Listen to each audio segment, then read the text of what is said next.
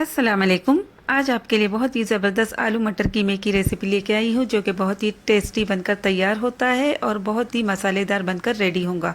तो चलिए बनाना करते स्टार्ट इस रेसिपी को। इसे बनाने के लिए मैंने एक नॉन स्टिक कढ़ाई ले ली है।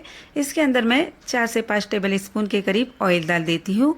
ऑयल गर्म हो चुका है, इसके अंदर मैं डाल देती हूँ कुछ गर्म मसाले। तो यहाँ पर मैंने 1 टेबल स्पून ज़ीरा, 1 बादियान का फूल, 2 से 3 इंच का दालचीनी का टुकड़ा, 2 तेज पत्ते, सभी चीज़ों को मैं कढ़ाई के अंदर डाल देती हूँ और उसे अच्छी तरह फ्राई कर लेती हूँ।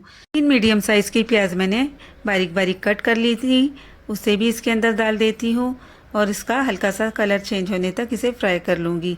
प्याज का कलर चेंज होने तक इसे हिलाते रह जाना है, बार बार चम्मच चलाते जाना है, जिसकी वजह से प्याज जलेंगी नहीं। ज़्यादा इसका गोल्डन कलर नहीं करना है, बल्कि हल्का सा कलर चेंज होने तक ही इसे फ्राई करना है। यहाँ पर मैंने एक बड़ी साइज़ का टमाटर ले लिया था, उसके भी इस तरीके से बारीक बारीक पीसेस कट कर लिए थे, उसे भी डाल देती हूँ। अब टमाटर जल्द सॉफ्ट हो जाए, इसके लिए मैं 1 टीस्पून इसके अंदर नमक डाल देती हूँ। नमक आप अपने टेस्ट के अकॉर्डिंग यूज़ करें। यहाँ पर मैंने इसे डाल दिया है, इसकी वजह से टमाटर है वो बहुत जल्द सॉफ्ट हो जाएंगे और प्याज भी अच्छी तरह फ्राई हो जाएंगी।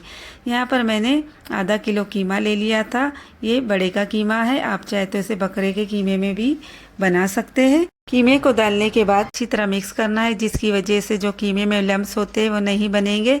इस तरीके से बहुत ही अच्छी तरह कीमा बनकर रेडी होगा। तो यहाँ पर देखिए मैंने 1 टेबल स्पून अदरक लहसुन का पेस्ट ले लिया है, इसे भी इसके अंदर डाल देती हूँ और स्मेल ख़त्म होने तक इसे अच्छी तरह मिक्स करना है। अब कीमा 80% खुद के ही पानी में कुक हो जाएगा और बाकी का जो 20% है वो थोड़ा सा पानी डालने के बाद में उसे बताऊँगी। यहाँ पर देखिए कीमे का पानी निकलना शुरू हो चुका है। अब इसे थोड़ी देर के लिए मैं इसी तरह कुक होने देती हूँ। 1 टीस्पून इसके अंदर मैंने हल्दी डाल दी है, 1 टीस्पून इसमें ज़ीरा पाउडर डाल दिया है, 1 टेबल स्पून लाल मिर्च पाउडर डाल दिया है, ये तीखी वाली लाल मिर्च पाउडर है। 1 टेबल स्पून भरकर इसमें जाएगा कश्मीरी लाल मिर्च पाउडर, इससे कलर बहुत ही अच्छा आता है। 1 टेबल स्पून धनिया पाउडर। सभी चीज़ों को मैंने डाल दिया है। अब इसे अच्छी तरह मिक्स करते जाऊंगी, 1 से 2 मिनट तक सभी मसालों को मिलाती जाऊंगी, जिसकी वजह से बहुत ही अच्छा टेस्ट आएगा। जब तक के ऑयल सेपरेट ना होने लगे इसे मिलाते जाना है। यहाँ पर मैंने 1 बड़ी साइज़ का आलू ले लिया था और उसे इस तरीके से बारीक बारीक पीसेस में कट कर लिया था, इसे भी इसके अंदर डाल देती हूँ। आपको जिस भी साइज़ के पीसेस बनाना हो आप बना सकते हैं। यहाँ पर आलू डालने के बाद सभी मसालों को मैं अच्छी तरह मिक्स कर लेती हूँ। आलू बहुत ही अच्छी तरह मिक्स हो चुके हैं और देखिए साइड से इसका ऑयल निकलना शुरू हो चुका है। इसके अंदर मैं 1 कप पानी यूज़ कर रही हूँ। मैं कीमे को अच्छी तरह मिक्स करके इसे कवर करके रख देती हूँ स्लो फ्लेम पर तकरीबन 15 से 20 मिनट के लिए और इसे पानी ड्राई होने का वेट करूंगी। यहाँ पर मैंने इसे कवर कर दिया है। बीच बीच में 2 से 3 बार चम्मच चलाना है, जिसकी वजह से कीमा बहुत ही अच्छी तरह कुक होगा। तो यहाँ पर देखिए 15 से 20 मिनट हो चुके हैं और पानी इसका ड्राई हो चुका है। साइड से ऑयल भी अच्छी तरह निकलना शुरू हो चुका है और तरी भी बहुत ही अच्छी आई है। 1 टेबल स्पून भरकर मैं गरम मसाला पाउडर यूज़ कर रही हूँ, इसे आखिर में ही यूज़ करना है। तकरीबन 100 ग्राम मैं फ्रोज़न मटर का यूज़ कर रही हूँ, आप चाहे तो फ्रेश मटर का भी यूज़ कर सकते हैं। फ्रोज़न मटर डालने के बाद मैं इसे 4 से 5 मिनट तक अच्छी तरह कुक करूँगी।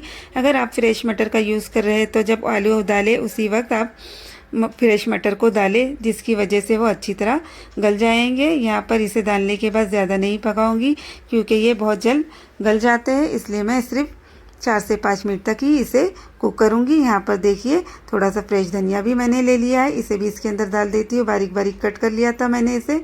अब इसे अच्छी तरह मिक्स करूंगी। यहाँ पर देखिए चेक करती हूँ कि आलू गले के नहीं, तो यहाँ पर मैं 1 आलू को ले लेती हूँ और उसे इस तरीके से आपको बताती हूँ कि ये किस तरह से सॉफ्ट हुए हैं। तो देखिए बहुत ही अच्छी तरह ये अंदर से कुक हो चुके हैं। इस तरीके से बहुत ही आसानी के साथ आप आलू मटर कीमा घर पर बना सकते हैं। ये बहुत ही टेस्टी बनकर तैयार होता है। यकीन मानिए इस तरीके से जब कीमा बनाया जाता है तो सभी को पसंद आता है और सभी तारीफ़ें करते हैं। इस तरीके से आप एक बार कीमा बना के देखिए, आप बार बार इसे बनाना पसंद करेंगे। यहाँ पर देखिए निकालिए मैंने एक सर्विंग बाउल में और बहुत ही खुशबूदार कीमा बनकर रेडी हुआ है। इसे नान, ब्रेड या रोटी के साथ खाया जाता है।